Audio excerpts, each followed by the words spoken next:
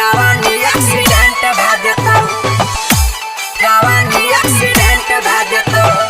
DJ विकास जवानी accident भाजतो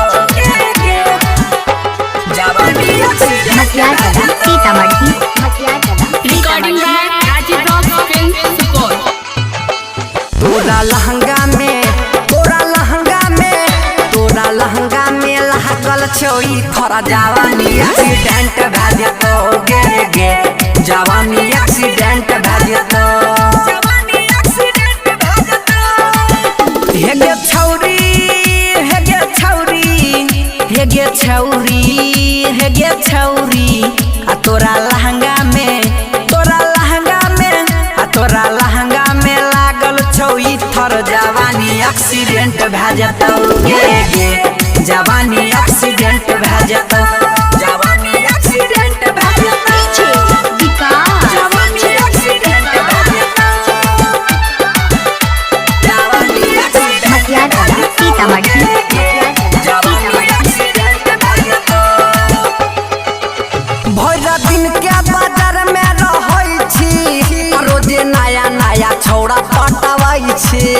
रोजे नया नया छौड़ा पटावै छी भैर दिन के बाजार में रहै छी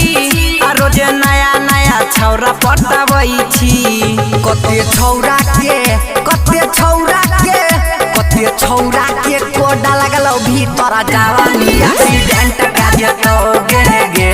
जवानी एक्सीडेंट भाजतो कते छौड़ा के कोडा लगल भीतर जवानी एक्सीडेंट भाजतो डीजे विकास